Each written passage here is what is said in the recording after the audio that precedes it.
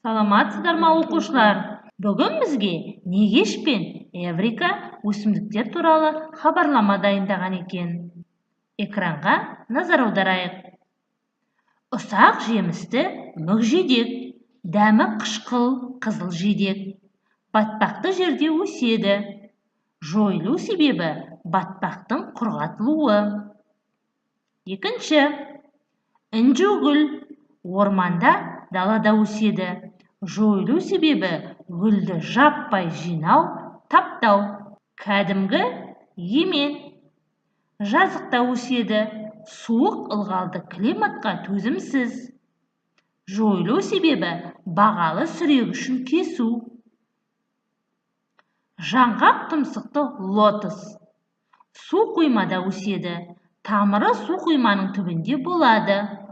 Ал ұзын сабақтары гүлді су бетіне көтеріп тұрады. Жойылу себебі су құйманың құрғап кетуі.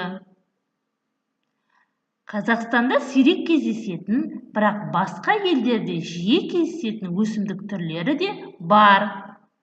Экранда көріп отырғаныңыздай бұл пісте.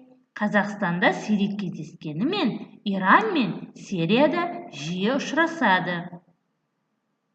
Мұндай өсімдіктер біздің өлкемізде өсе ме? Иә, дұрыс айтасыздар, оқушылар, біздің өлкемізде де осындай өсімдіктер өседі. Ғаламшарымыздағы барлық өсімдік жойылып кетсе, не болады? Жойылып кетсе, қызыл кітапқа енеді. Оқушылар, қызыл кітаптың мұқабасы қызыл түсті. 1978 жылы шығарыла бастаған.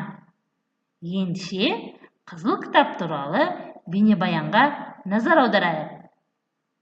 Біздің өзімізді қоршаған табиғаттың әдемілігі мен сан алуандығын күн сайын көруге бойымыз үйреніп кеткен. Ол жануарлар мен өсімдіктердің миллиондаған түрін тудырды. Дегенмен осылардың біразына қауіп төніп тұр. Олардың жер бетінен жоғалып кетуі әбден мүмкін.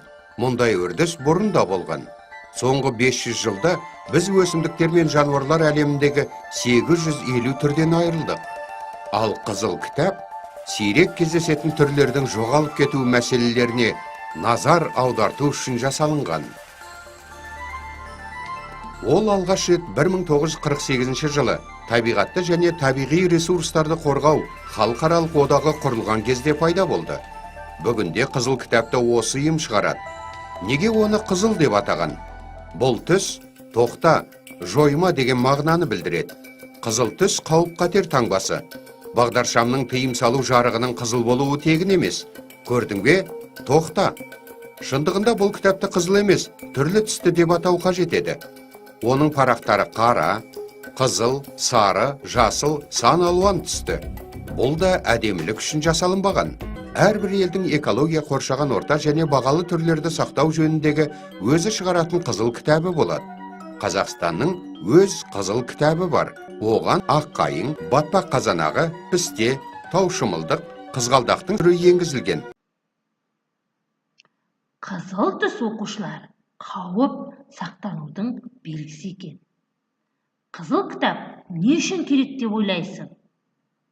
Қызыл кітап қауіптің дабылы және тірі табиғатты сақтау үшін күрестің нышаны. Қызыл кітап деген сөз тіркесі ғылымға 1966 жылдан бастап енді. Осындағы қызыл деген сөз қауіп төніп тұр деген адамзат баласына ескерту ұғымын білдіреді.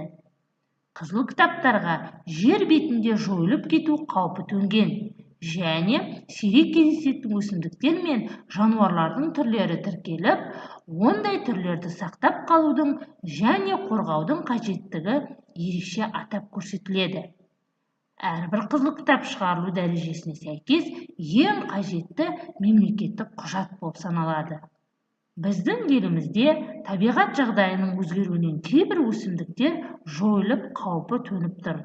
Бұл өсімдіктер Қазақстанның қызыл кітабына енгізілді. Кітаптың қызыл түсі қауіп белгісін білдіреді, әрі адамдардың назарын жойылып бара жатқан өсімдіктерге аударуға ықпал етеді. Оқушылар, жоғарыдағы алынған білімдердің нәтижесі ретінде зерттеу жұмысын жүргізіп көрейік.